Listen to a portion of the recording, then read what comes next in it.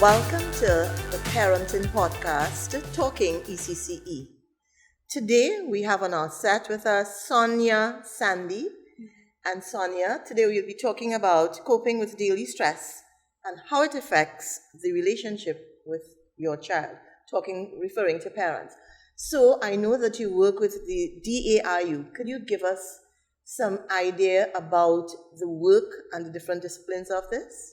Okay, no problem. Thank you, Cheryl, for having me. So, about the DAIU, we are the Developmental Assessment and Intervention Unit. We are the psychology arm of the Ministry of Education, and within our unit, we have 3 subsections. The first of which is the behavioral specialist, who would come in and help children who are on the moderate to severe end of the spectrum in terms of challenging behaviors. We have school psychologists and clinical psychologists, and what we do there is help or support children who may need assessments for in terms of getting diagnoses, as well as therapeutic support for the child.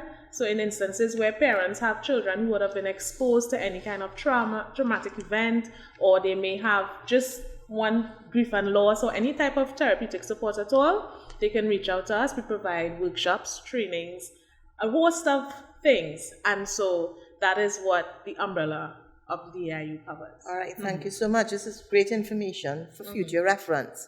So today we are talking about the relationship with parents and their child and how they cope with stress. Firstly, let's start with can you give us a definition about stress? Okay, so stress is anything that can impact a person, that could be either positive or negative, and that is it in a nutshell. And what are the common sources of stress for parents and preschoolers? So the common sources of stress for parents vary. I mean, every day getting up to get your children ready for school, sometimes that's a stress in itself.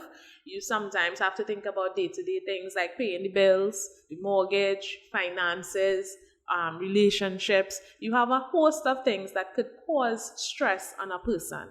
Children have stress, day-to-day stress, because it might sound shocking to some parents. You have nothing to stress about, you don't pay any bills here. But stress for a child might be organizing to tie my shoelace. That could be a very stressful thing for a child, especially if they've been attempting it over and over unsuccessfully.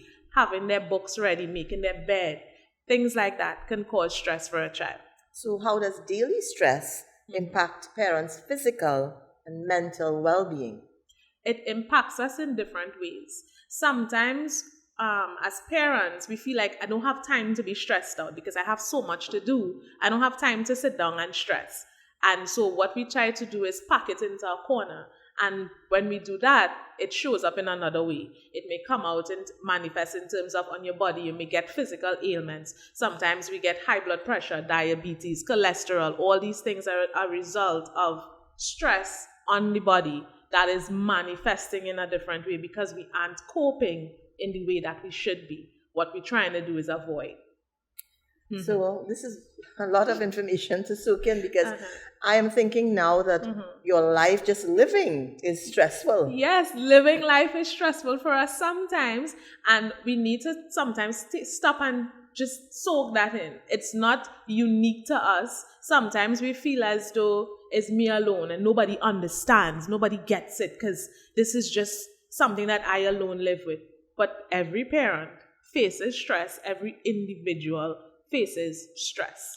So how does parental stress affect the parent-child relationship with our preschoolers? It affects our relationship in different ways. Sometimes when we're stressed out, we don't pay attention because I don't have time to pay attention.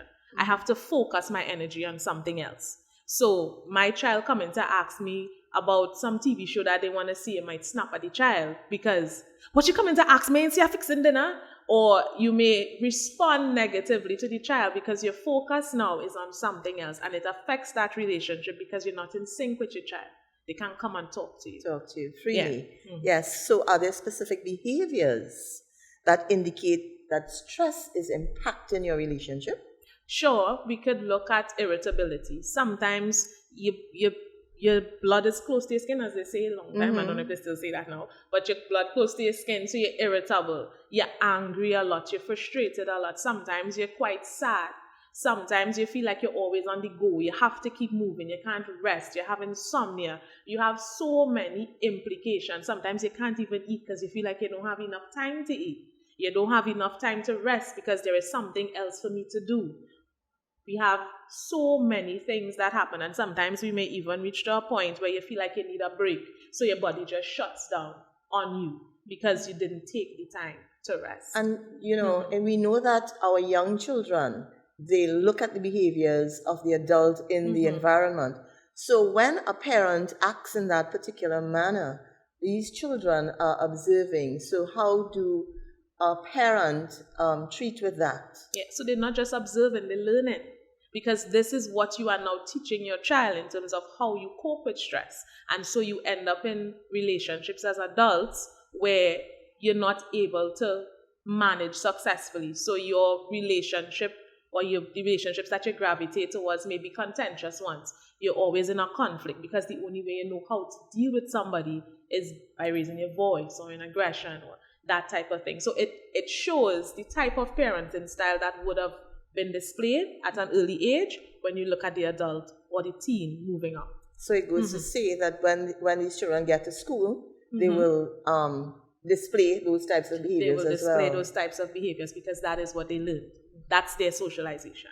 So what are some effective strategies for parents to cope with daily stress? So some strategies that you could utilize: take a break.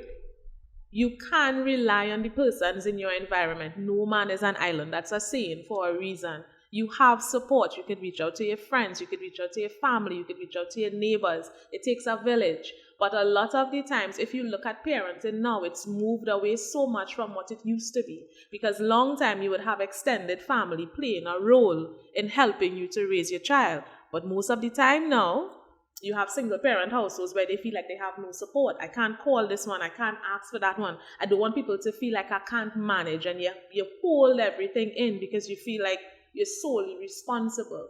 But asking for support is not a crime. It's not a sin. It doesn't mean that you have some kind of deficit. It makes you human. So that's one of the steps that you can take. Do you know, do we have any support groups? We do have support groups, actually. So there is findcarett.com.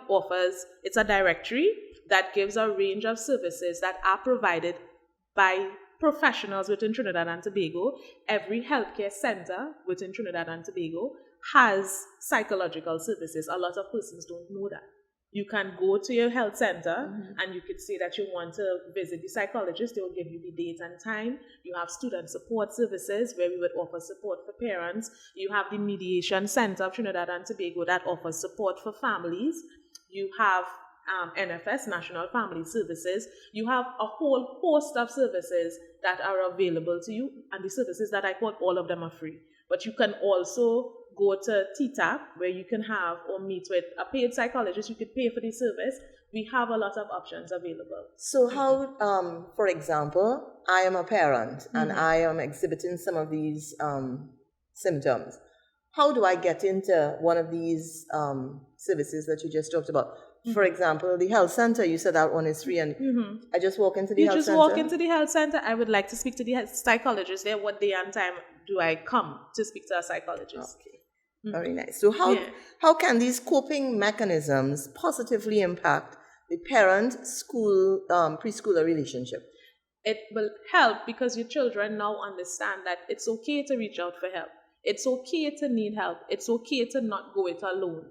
And that is an important attribute that you actually want children to have. It's okay to reach out for help. It's okay to recognize that I can't manage the situation and it doesn't make me weak to reach out. It actually gives me strength. Yeah. Thank you, Sonya. We will now take a short break.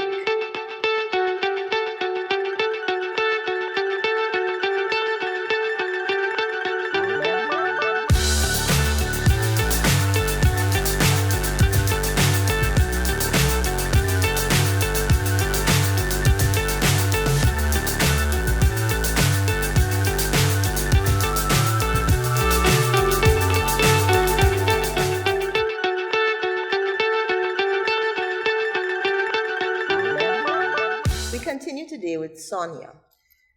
Sonia, we discuss communication with parents and children undergoing stressful situations. So, can open communication with a preschooler help to mitigate the effects of stress on the relationship with the child?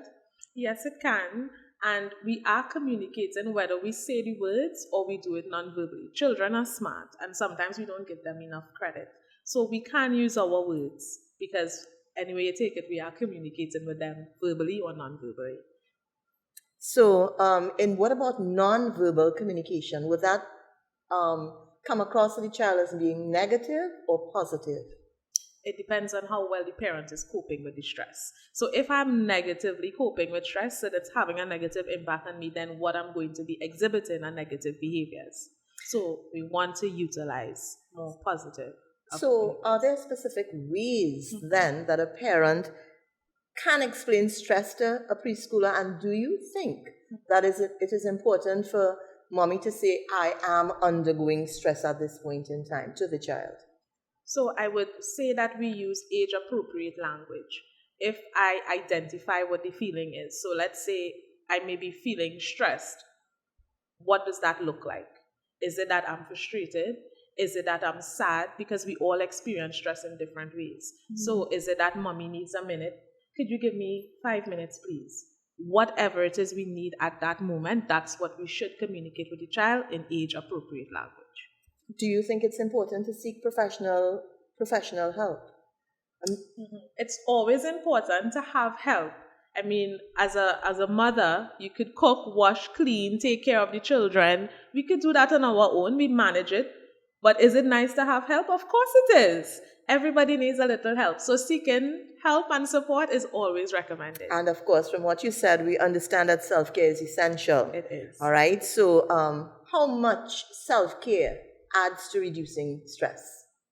Self-care helps us to manage. And so self-care doesn't have to be anything grand. What works for me is comedy. So if I have had a stressful day, I'm going to sit down and I'm going to binge watch some comedy show. Sometimes going for exercise, taking walks in the park, gardening, getting your hands in the dirt. You ever recognize that when you put your hands in the dirt, it actually releases endorphins, oxytocin. Simple things, everyday things. Take a walk in the grass. Little things we could do day by day just to help us. We talked about resources for parents, for example, going into the health centers, etc. But what about documentation, resource like pamphlets, those things?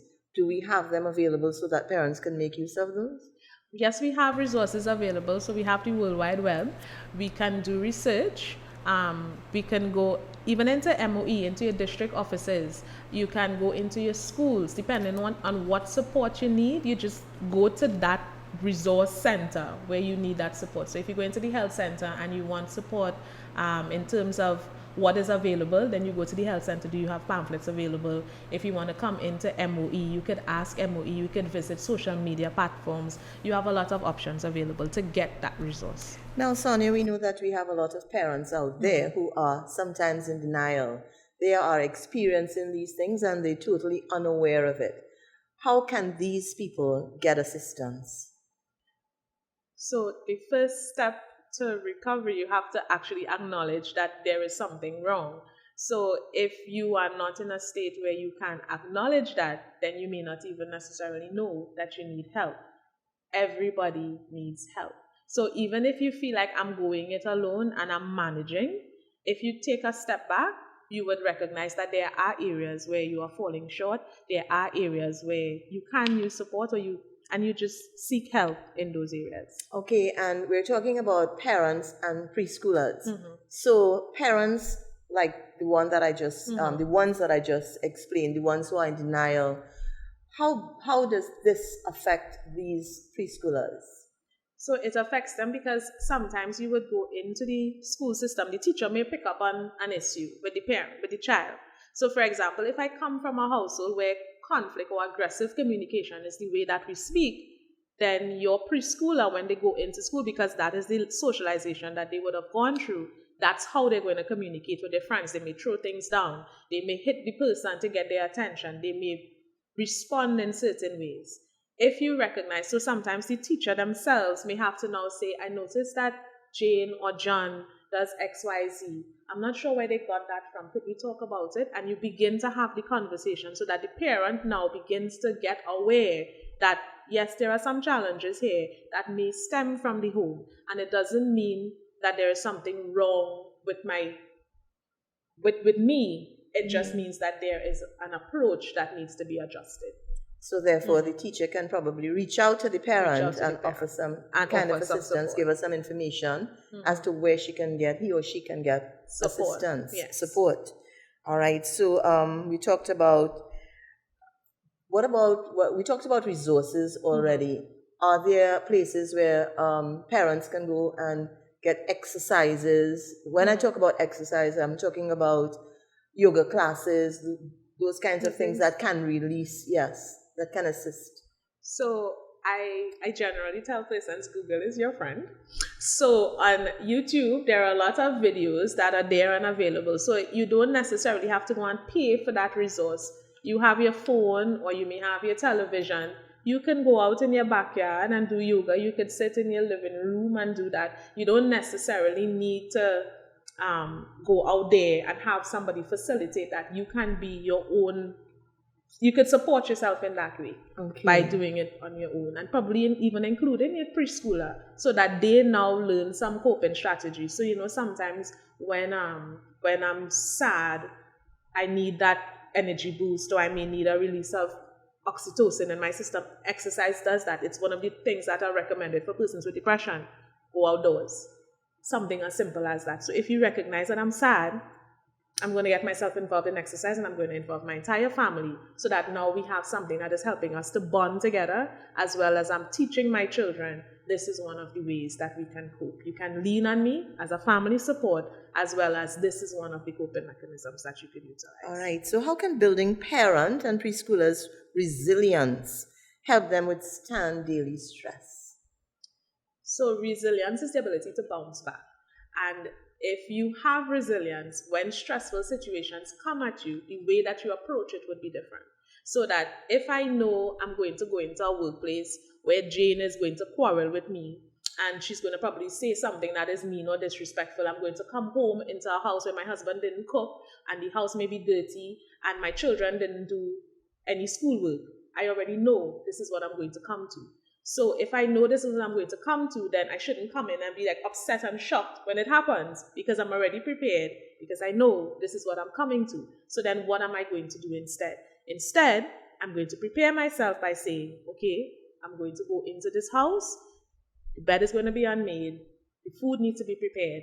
What can I cook that will be quick and easy? Because right now I'm frustrated. What support do I need so I could ask my husband or my children to do? And that way, you have a solution going in. And it's not you open the door to be shocked about the very thing that you knew you were going to meet in the first place, giving yourself stress. But Sonya, these things are easier said than done, because we talk about it, yet still we have parents outside there who appear to be unable to cope, and they lash out by using punishment on children. So I'm talking directly about the parents who are unable to cope, unable to tell themselves that there is a problem. How can we help them a bit? So we can help them by having them go to the support services that are available. So you have, again, the hospitals or the mental health centers, you have family services, you have the mediation unit, you have student support services. Reach out to those agencies. All right, thank you so much for that, Sonya. We will now take a quick break.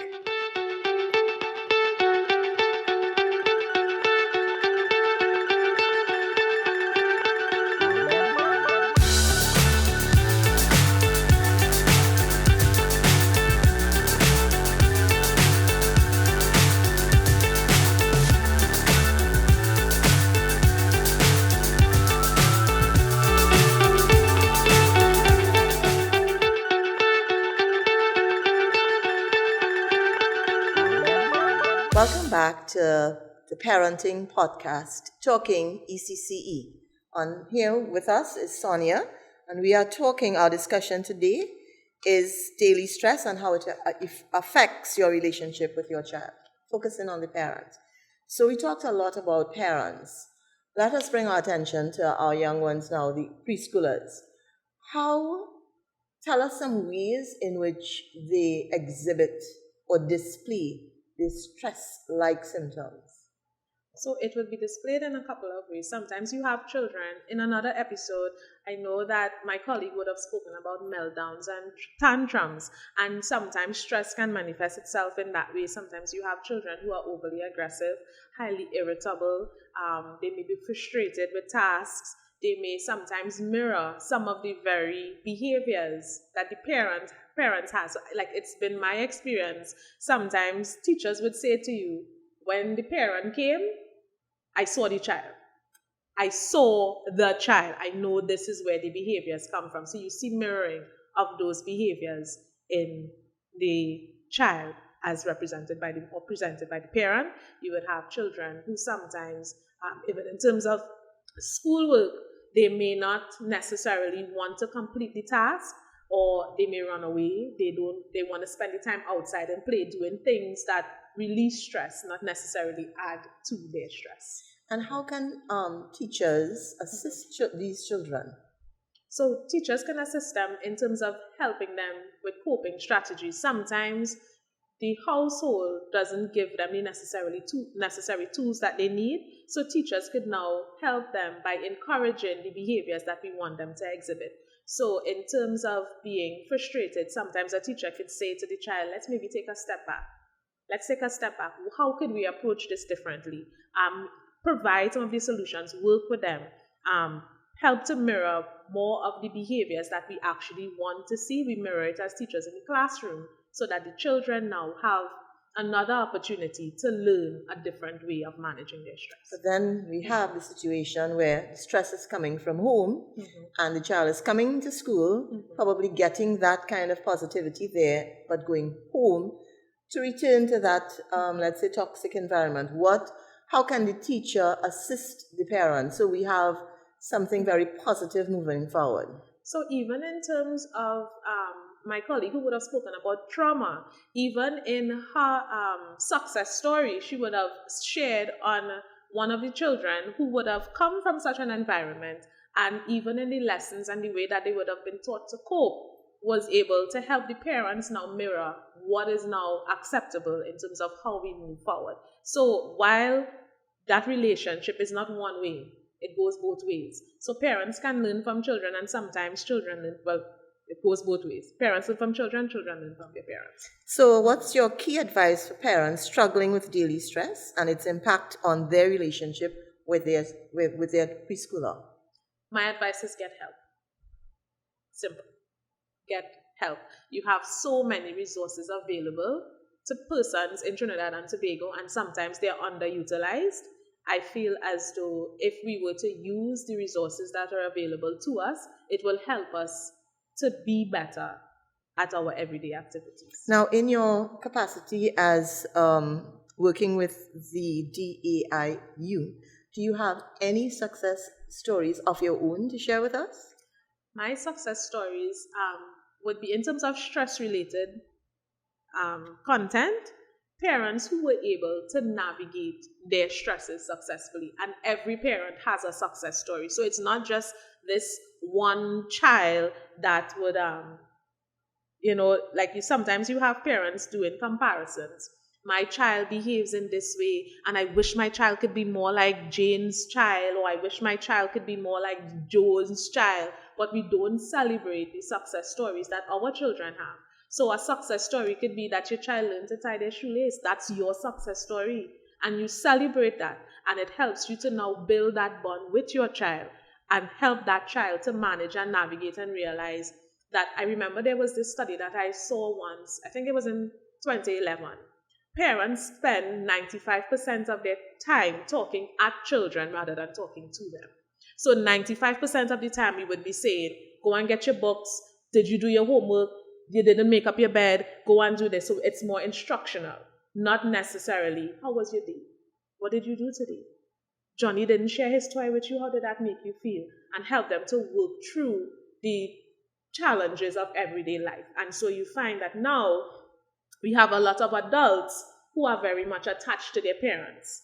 My teacher didn't give me a good grade. Mommy, I need you to come and talk to my teacher because so they don't know how to navigate everyday life because they haven't built the tools to help them to navigate. So parents, just taking that time to have the conversations, as simple as it sounds, helps your child to build proper coping strategies. Do you think the relationship between, well, you kind of alluded to that just now, but the relationship with the parent and the child has an impact on whether the child is stress-free or not? Yes, it does, and it also impacts their learning.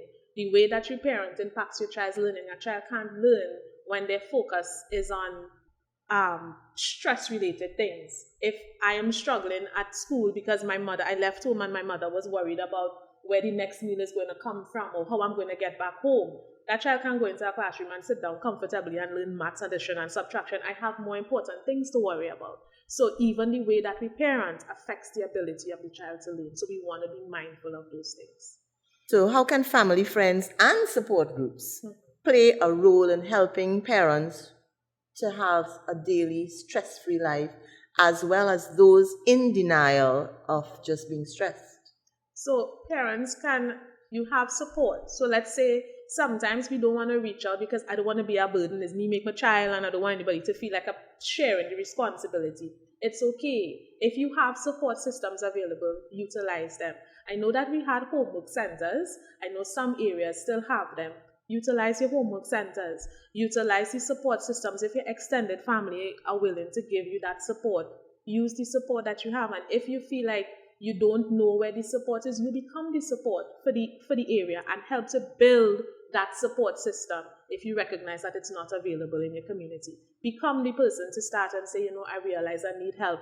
And I'm sure if I feel like this, 3 or 4 neighbors must feel like this. Perhaps we could start a center, a homework center, a place where children could come between 3 to 5 and we take turns in terms of how build that sense of community. All right. So if, for example, we have a group of preschools who invite a member of the DAIU to come and address parents, because we realize that we have parents who are exhibiting a lot of these symptoms. How feasible is that? It's very feasible, it's very possible, and it's quite encouraged. So we welcome the opportunity. Again, you can reach the DAIU by sending us an email at daiu@moe.gov.tt. You can also reach out on the MOE website. You can send a message. You can call 622-2181 extension 1035. We have a lot of options available. Reach out to us, and we are always happy to help. And what are the potential long-term effects of children who experience stress? The potential long-term effects would be manifested in the relationships. So you find now that a lot of persons in Trinidad and Tobago deal with stress in different ways. We have persons who drink a lot. We have persons who are very aggressive, very abusive. They can't hold down a relationship.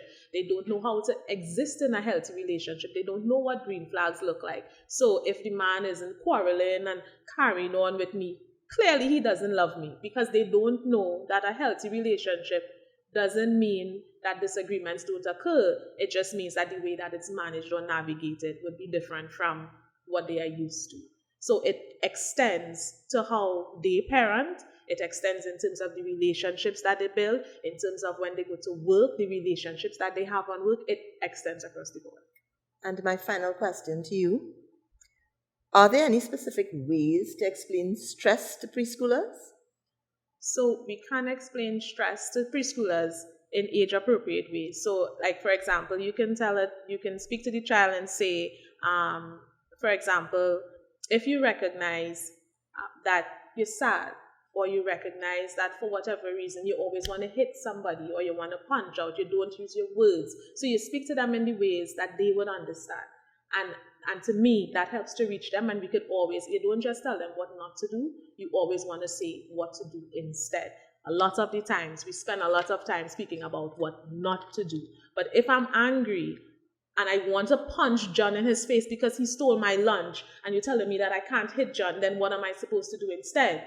Just stand up and let John eat my lunch? you want to give them coping strategies to help them to navigate those situations as well. Positive. Thank you, Sonya, for being with us today on the Parenting Podcast, Talking ECCE. Thank you for having me. For further concerns or queries, you can email us at ecce@moe.gov.tt, or you can reach out to us on our social media platform. Thank you.